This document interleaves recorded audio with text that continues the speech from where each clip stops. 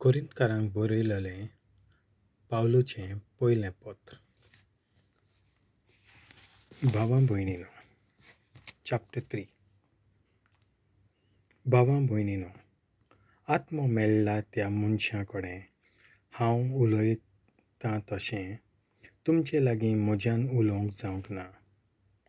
पूण मनशा सैबाच्या वंदवण्या प्रमाणें चलतल्या मनशा लागीं कशें तुमचे कडेन हांव उलयलां. कित्याक क्रिस्ता सवें तुमी आजून सुपुल्लीं बालकां. हांवें तुमकां पिवंक दूद दिलां, सुकें खाण तुमकां दिवंक ना, कित्याक तसलें खाण जेवण घेवंक तुमच्यान तेन्ना नजो आसलें, आनी अजुनूय नजो. कित्याक तुमी आजून मनशा सैबाच्या वंदवण्या प्रमाणें जियेतात.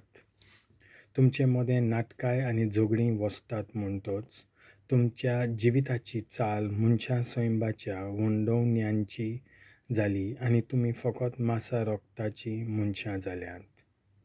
अशें न्हय? कित्याक जेन्ना तुमचे मदलो कोण म्हणटा हांव पावलुचो आनी दुसरो म्हणटा हांव आपोलोचो, तेन्ना तुमची चाल फकत मासा रोगताच्या मनशांचीच न्हय? क्रिस्ती धर्म परगटणार कोण, ताचें काम कितें? आपोलो कितें आनी पावलो कितें? तुमकां भावार्थ दिला ते सेवक आमी, आनी जॉन एकल्याची सेवा फकत सोम्यान दिलां त्या देण्या प्रमाणें. हांवें रोयलें, आपोलोन शिंपलें, पूण देवान वाडयलें. तर रोयतात वो शिंपतात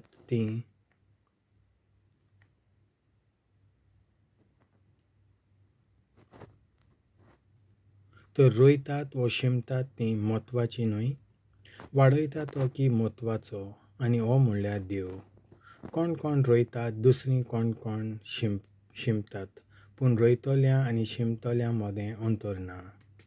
जॉन एकल्यान काम केलां त्या प्रमाणें देव ताका मजुरी दितलो. कित्याक आमी एकामेकाक हात दिवन काम कोत्ता, पूण काम देवाचें आनी तुमी तें देवान रोयिल्लें शेत. त्या भायर तुमी देवान बांदलोलें घर. देवान म्हाका दिल्लें देणें वापरून एक घोल्लोल्या घर शिल्प्या भाशेन हांवें बुन्याद घाल्ली, आनी आतां ते बुन्यादी दुसरो कोण बांदता.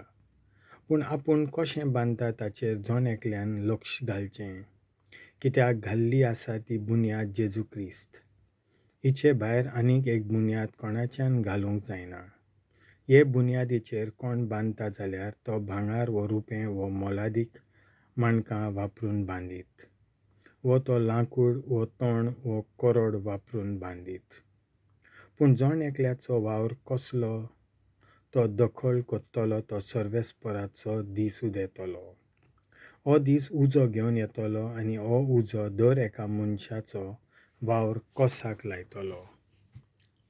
बुन्यादीर बांदलोलें कोणाचें काम उबें उरलें जाल्यार ताका मजुरी मेळटली. जाचो वावर उलपन वचत ताका नुकसाण येतलें, पूण तो आपुणूच उज्यांतल्यान धांवून गेल्ले परी तारण जोडटलो.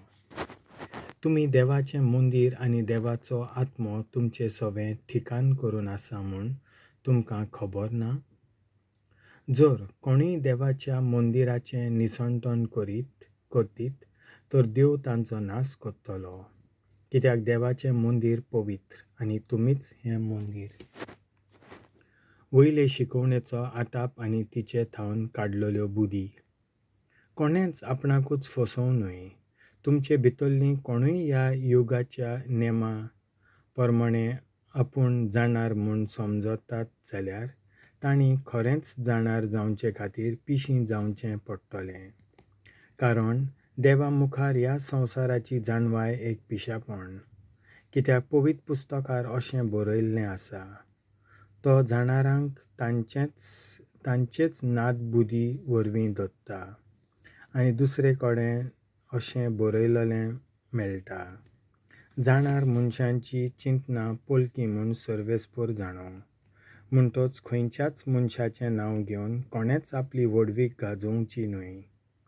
खरें म्हणल्यार सगळें तुमचें पावलू वो आपोलो वो कैफास, संवसार वो जिवीत वो मरण, आतांचो आनी फुडलो काल हें सगळें तुमचेंच, पूण तुमी क्रिस्ताचीं आनी क्रिस्त देवाचो.